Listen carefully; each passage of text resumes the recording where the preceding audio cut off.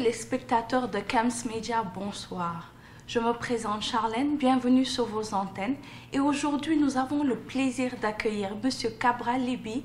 Il est journaliste, il est juriste et politicien camerounais. Bonsoir, M. Cabral. Bonsoir Charlène et bonsoir à vos téléspectateurs. Pouvez-vous vous présenter, s'il vous plaît? Je suis un Camerounais, âgé de 37 ans, de la région du centre, de l'ethnie Bassa. Je suis juriste internationaliste, en service à l'université de Yaoundé 2, recruté à la base comme cadre d'administration universitaire. À ce titre d'ailleurs, j'ai été nommé il y a quelques années comme chef de chaîne adjoint de Radio Campus UY2, qui est la radio de l'université de Yaoundé 2 au Cameroun. Puis par la suite, j'ai été recruté à la faculté des sciences juridiques et politiques comme enseignant moniteur, mais je suis par ailleurs connu comme un acteur dans l'espace public camerounais, un acteur de débat, et puis depuis peu, plus connu comme l'initiateur de l'opération 11 millions d'inscrits au 31 août 2017. C'est assez sommaire, mais j'espère que ça renseigne suffisamment. Merci. Quel est l'objet de votre visite aux États-Unis? C'est ce que je viens de vous décliner. L'objet de ma visite aux États-Unis se décline en deux paliers. D'abord, venir m'adresser aux compatriotes de la diaspora, ici aux États-Unis, leur dire que l'objectif d'atteindre 11 millions d'inscrits les concerne aussi. C'est vrai, le Cameroun n'a pas encore consacré la double nationalité, mais ceux des Camerounais qui sont encore en capacité ou en statut juridique de votant doivent aussi s'inscrire. Et d'ailleurs, à cet effet, j'ai eu aujourd'hui même, le jour où nous faisons cette interview, un échange avec les autorités diplomatiques en service à l'ambassade du Cameroun. J'ai découvert qu'il y a là-bas déjà un dispositif physique qui a été mis en place, mais qui date quand même de quelques années. C'est-à-dire qu'il y a une salle qui a été prévue pour les inscriptions sur les listes électorales, mais je n'ai malheureusement pas pu rencontrer ni l'ambassadeur, ni le consul, et les personnes qui étaient en service là sont plutôt restées réservées à la question de savoir si les inscriptions avaient cours. Parce que les inscriptions qui se déroulent selon la loi du 1er janvier au 31 août ne se déroule pas que sur le territoire camerounais, par essence. Partout où il y a des ambassades dans le monde, ce sont des territoires du Cameroun. Et au sein de ces territoires, donc, dans les espaces diplomatiques à l'étranger, les investissements, les inscriptions doivent également se dérouler. Et selon mes petites enquêtes, hélas, au niveau des États-Unis, pour cette année en cours là, et nous sommes à une quarantaine de jours de la fin des inscriptions au niveau de l'ambassade des États-Unis. Apparemment, le dispositif n'est pas encore mis en place. Et puis les Camerounais en eux-mêmes que j'ai rencontrés, ne se montraient pas particulièrement enthousiastes sur la question, mais ça s'explique aussi par le contexte, parce qu'aux États-Unis, les choses vont tellement vite qu'au quotidien, les uns et les autres vont au travail. Et ce n'est pas l'intéressement à l'actualité politique qui est leur tasse de thé. Mais une fois reparti au Cameroun, je m'adresserai aux autorités de l'ECAM pour qu'ils prennent des dispositions idoines et rapides pour que, au niveau des États-Unis et certainement ailleurs dans la diaspora, des dispositions soient prises. Mais heureusement, ces Camerounais que j'ai rencontrés se sont montrés, en tout cas à l'issue des échanges que nous avons eus, plutôt intéressés par l'initiative. C'est dire que l'éveil citoyen est en marche, et tant mieux. Ça, c'était donc la première raison. La deuxième raison, c'était de dire à la diaspora, c'est vrai, vous-même, vous pouvez vous inscrire, mais généralement, vous êtes pourvoyeur de nombreuses familles restées au Cameroun. Ne leur envoyez plus que de l'argent, mais envoyez-leur aussi le message de l'inscription sur les listes électorales. Et à cela, j'ai tendu la main aux compatriotes de la diaspora parce que ce qui était pour moi une intuition a pris corps ici. Les Camerounais sont des personnes particulièrement talentueuses et leur talent fait d'eux des identités remarquables all over the world. Je suis aux États-Unis, je m'y mets peu à peu à l'anglais. Et j'ai rencontré ici des Camerounais qui excellent dans divers domaines. La technologie, la diplomatie, les affaires, la médecine, tout ce que vous voulez. Et j'ai tendu la main à ces Camerounais parce que je n'ai pas seulement annoncé l'opération ou initié l'opération 11 millions d'inscrits, mais j'ai également annoncé mon entrée en politique et que cette entrée serait ponctuée d'un projet de société. Et ce projet de société sur lequel je suis en train de travailler doit être nourri également des contributions de la diaspora, non pas seulement à titre décoratif, mais à titre véritablement substantiel. D'abord, parce que par humilité, on ne peut pas imaginer à soi tout seul un projet de société, et que nos compatriotes qui sont à l'étranger et qui vivent d'autres expériences et qui ont réussi à s'imposer par leur talent, par leurs compétences, dans divers domaines que je citais il y a quelques instants, j'ai besoin également de collecter leur vision à eux du Cameroun. Parce que s'il y a une chose qui est constante, c'est que le Camerounais, bien que loin de chez lui, se conserve au Cameroun en quelque sorte. C'est vrai, le corps se déplace, mais généralement les Camerounais ont le cœur et l'âme encore au Cameroun. Et le sentiment global, c'est que les Camerounais dans leur ensemble veulent que le pays change, que les choses changent. Et d'ailleurs, un des chapitres de mon projet de société, c'est retour à la maison, comme Bakou. Parce qu'il faut que toutes ces expertises rentrent. Mais vous vous doutez bien que lorsqu'on est resté 10 ans aux États-Unis, avec l'organisation qu'il y a ici, le fonctionnement de l'État qu'il y a ici, la discipline qu'il y a ici, c'est la terre de toutes les opportunités. Demander aux Camerounais de rentrer dans le contexte que nous connaissons, c'est très difficile. Ben, je leur dis, travaillons ensemble à créer les conditions de ce retour-là. J'espère bien que ça va aller. En tant qu'analyste politique, que pensez-vous de la politique camerounaise? Globalement, la politique camerounaise doit être analysée à deux niveaux, comme dans tous les États du monde.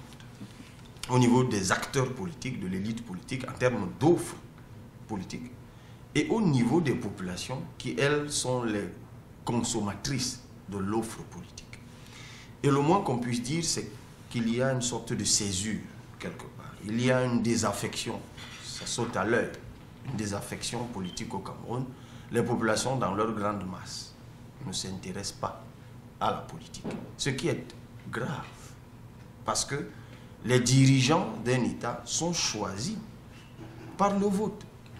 Et le vote, c'est un mécanisme par lequel on demande aux citoyens de se prononcer sur le choix qu'ils opèrent ou les choix qu'ils opèrent. Lorsque les populations ne s'intéressent pas, il y a crise politique. Et le Cameroun est en crise politique. Les populations n'en ont rien à foutre. Et qu'est-ce qui se passe? C'est que l'élite politique, elle se réduit, c'est une minorité, et puis on tourne en rond. Parce que malheureusement, même l'offre politique ne se renouvelle pas. Ce n'est pas à vous que je dirais qu'au Cameroun, on a le même président depuis 35 ans, mais ça, ce n'est pas le plus grave.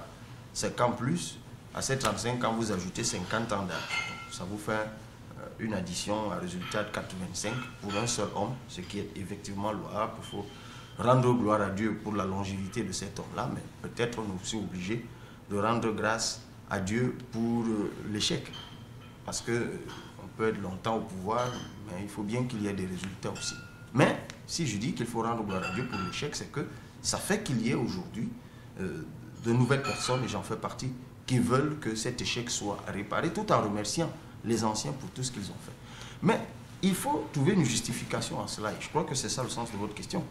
Pourquoi il y a des affections politiques? Mais c'est simple. Parce qu'il y a confiscation du jeu politique. La confiscation du jeu politique voudrait que les populations, à un moment, aient le sentiment que leur voix ne compte pas. Et quand est-ce que les populations expriment leur voix? C'est pendant l'élection. Et si elles ont le sentiment, les populations, que lorsqu'elles vont aux élections, elles ont beau se prononcer, ce qu'elles décident ne prospère pas, eh bien, ça laisse le sentiment que le système est verrouillé, et puis tout le monde s'en va. Ça arrange ceux qui sont au pouvoir. Et moi, je dis donc aujourd'hui à ces populations, non. 2018, c'est une année historique. Il y a 4 scrutins. Je n'ai eu de cesse de le rappeler. Présidentielles, les doubles législatives, sénateurs et députés, et puis les municipales. mes équipes ont fait le petit calcul, je crois que ce n'est qu'en 2053 qu'éventuellement nous pourrions encore avoir une telle éventualité. Et je dis aux compatriotes, saisissons cette occasion historique qui nous est donnée de nous impliquer dans le jeu politique. Oui, le code électoral présente des insuffisances, je suis le premier à le reconnaître. Oui, l'appareil organisationnel des élections est à la solde du président sortant. D'accord. Mais le Cameroun n'est pas le seul pays à avoir connu ce type de configuration. Il y a eu des pays qui ont eu de telles configurations, même des configurations encore beaucoup plus resserrées. Et là-bas, les populations se sont mobilisées et les choses ont changé. Donc, je reste convaincu que les inscriptions massives, le vote massif, la surveillance ou la défense massive du vote peuvent créer les conditions d'éclosion d'une dynamique nouvelle de changement. Merci. Selon vous, quels sont vraiment les freins au développement du Cameroun dans sa globalité? Les freins au développement du Cameroun sont de plusieurs ordres. Le premier frein, c'est un individu. C'est pour le bien. C'est lui qui est le président du Cameroun. Et lorsqu'un pays ne se développe pas, la première question qu'il faut se poser, c'est est-ce que la politique de développement qui est impulsée est la bonne? Si elle est mauvaise, ça veut dire que c'est celui qui en est le porteur qui est mauvais. C'est pour ça que je dis, la première raison, le premier facteur, c'est pour le bien. Et le deuxième facteur consubstantiel au premier, c'est celui de la volonté politique. Le Cameroun, et c'est une la palissade, est un vivier de potentialité, de plusieurs ordres. Le Cameroun est l'un des rares pays au monde qui peut axer son développement sur les services, comme le Japon, comme le Rwanda. Le Cameroun est également l'un des rares pays au monde qui, en plus des services, peut axer son développement sur l'industrialisation, par l'agriculture, par ses matières premières. Parce qu'effectivement, pour faire de l'industrialisation, il faut avoir des matières premières.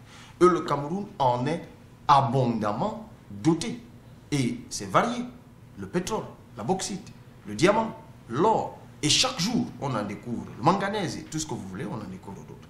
Je ne parle pas du bois qui existe. Et c'est d'ailleurs curieux qu'aujourd'hui encore, les services administratifs camerounais importent les meubles, alors que nous exportons le bois. Plus de 50 ans après les indépendances, il y a quand même une question qu'il faut se poser quelque part. Donc, ça, c'est un frein au développement. Il n'y a pas une réelle politique économique qui impulse le développement. Maintenant, une fois que vous l'avez dit, vous pouvez ramener le débat à un niveau inférieur, où vous donnez des détails. Vous avez un État qui est, mais alors, extraordinairement dispendieux. Des dépenses somptuaires se démultiplient au quotidien.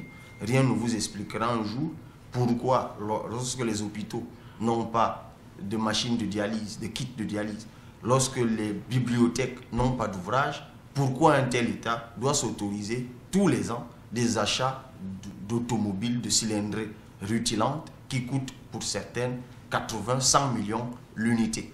Ça rejoint un peu ce que je vous disais tout à l'heure, la volonté politique. Donc, s'il n'y a pas une volonté politique, s'il n'y a pas un homme qui a une vision et qui s'implique personnellement, surtout qu'on est dans un État, pour ceux qui ont lu la Constitution, nous avons un système politique présidentialiste. C'est-à-dire que vous avez un homme qui est l'alpha et l'oméga institutionnel. C'est le président de la République. Tout repose sur le président de la République. On est dans une configuration hyper centralisée. Donc, c'est lui qui porte la vision et c'est lui qui doit veiller à ce que sa vision prospère, à ce que ce qu'il a promis se réalise. S'il ne le fait pas, ben, qu'est-ce que vous attendez d'autre? Pourtant, les compétences sont là. L'intelligence est là, excusez-moi, l'expertise, elle est là. Donc, voilà. Ben, si vous voulez, vous y ajouter aussi la corruption, un mauvais système éducatif, la gouvernance qui est extraordinairement mauvaise. Mais tout cela rejoint l'échec d'un homme et l'absence de vision et puis finalement l'absence de volonté politique. Vous avez parlé de retour au pays. Est-ce que vous avez mis en place des structures pour cela? Ben écoutez madame, vous ne pouvez pas me demander si j'ai mis en place des structures, je ne dirige pas le Cameroun, en tout cas pas encore. Et il y a des compatriotes qui souhaitent que ce soit le cas. Je les remercie, l'occasion m'est encore donnée pour ces appels authentiques à être candidat à l'élection présidentielle. Mais si jamais justement, et j'imagine que c'est ce qui se sursure dans votre question. J'aime bien votre amabilité. Vous saviez en me la posant que je n'étais pas dirigeant au Cameroun. Mais si jamais il m'était donné, moi, ou alors les personnes avec qui je travaille, parce que je rappelle qu'il y a 4 scrutins, d'être à la décision au Cameroun, nous mettrions un programme. Et il s'appellera, ce que j'ai, comme je l'ai dit tout à l'heure, retour à la maison. Ce programme, comment est-ce qu'il va être implémenté? D'abord, on va régler la question de la double nationalité. La loi de 68, qui est en vigueur au Cameroun, est aujourd'hui surannée.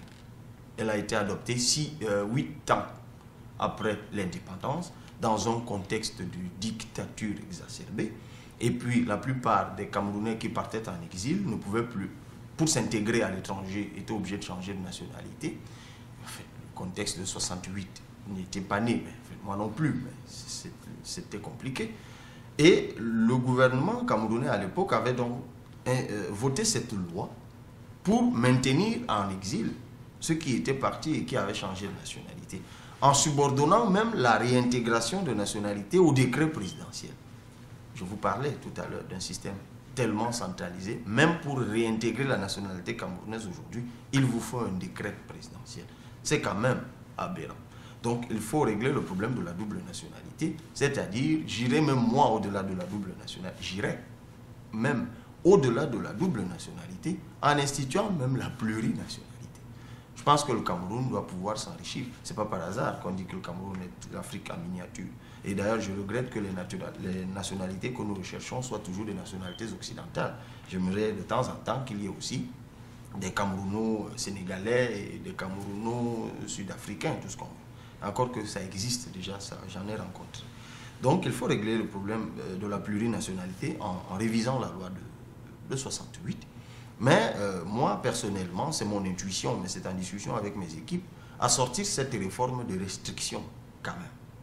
C'est-à-dire qu'on pourrait imaginer un scénario où certaines fonctions ne pourraient être occupées par des personnes ayant la plurinationalité qu'à condition qu'ils prennent des engagements écrits, qu'à aucun moment ils n'exciperaient de leur nationalité étrangère pour échapper soit aux poursuites judiciaires, soit à la responsabilité qui est rattachée aux fonctions qu'ils exerceraient le cas échéant.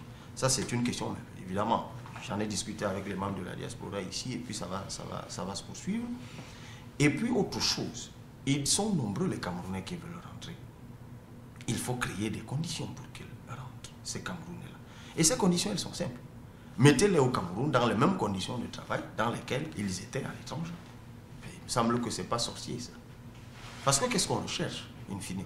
C'est leur expertise, c'est leur capacité de transformation de notre pays. Il en est de même des capitaux. Aujourd'hui, vous connaissez certainement, en fait, je ne sais pas, mais pour importer une voiture au Cameroun, c'est la croix et la bannière. Ça vous coûte la peau des fesses, pour ne pas être trivial. Excusez-moi, madame. Mais c'est pour vous dire à quel point c'est compliqué. Résultat des courses, beaucoup de gens ne le font plus. Ils sont nombreux, les Camerounais, vivant à l'étranger, qui ont essayé d'investir au Cameroun. Mais vous savez quoi? Ça a toujours périclité. À cause de quoi? La suspicion. Dès que vous êtes étranger, ça veut dire qu'on n'est pas sorti de l'esprit de 68 du Code de la nationalité.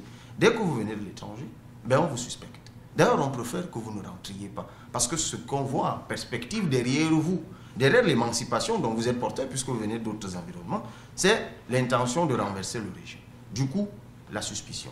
La corruption, madame.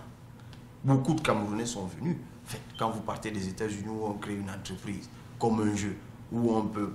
Le dispositif réglementaire et législatif est tel que vous pouvez vous épanouir. Vous rentrez au Cameroun, vous vous rendez compte à quel point la lourdeur, la bureaucratie, la corruption, vous vous heurtez à tout cela. Beaucoup ont déchanté, ont abandonné même les investissements qu'ils avaient entamés et se sont promis de ne plus jamais remettre les pieds au Cameroun. J'en ai rencontré encore ici, aux États-Unis. Ça ne peut pas continuer comme ça.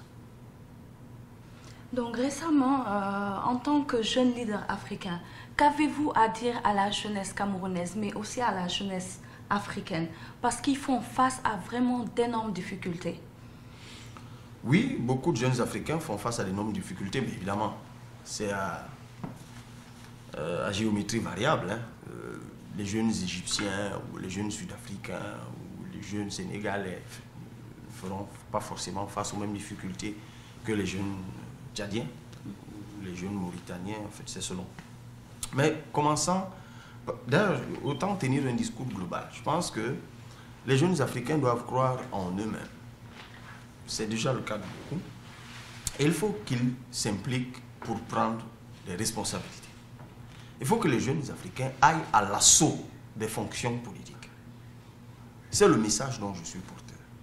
Jeunes Africains, plus spécifiquement les jeunes Camerounais, c'est un contexte que je connais mieux, mais pour avoir voyagé, avoir eu à voyager un peu partout en Afrique, je me suis rendu compte que c'était à peu près la même chose.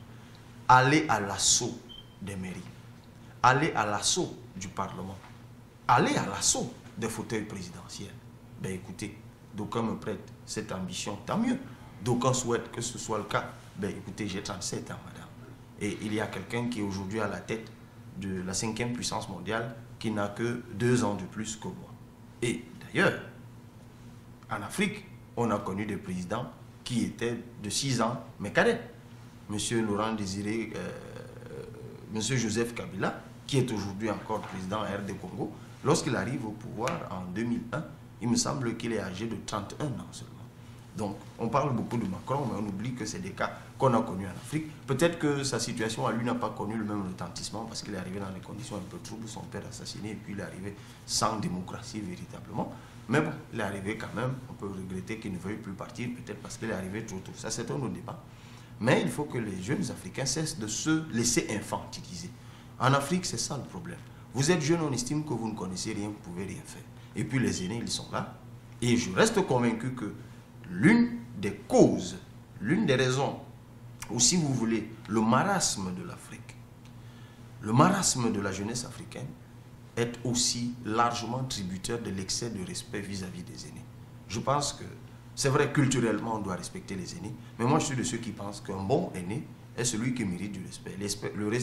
L'aîné qui mérite du respect est cet aîné qui pense à la postérité, qui travaille pour que le jour où il n'est plus là, que l'on soit fier de son passage sur terre. Mais lorsque vous avez des aînés qui sont là, non pas seulement pour compromettre votre avenir, mais l'anéantir carrément. Parce que lorsque vous avez des gens qui ont 70 ans, 80 ans, 85 ans, ils ne sont pas déjà contents d'avoir construit des châteaux un peu partout sur la planète, mais ils continuent à spolier l'État, simplement en ne se souciant jamais de ce que deviendraient les générations futures. Je pense que ce type d'aînés-là, on doit pouvoir braver nos traditions et nos cultures africaines pour les évincer du pouvoir et pour que nous-mêmes nous le prenions.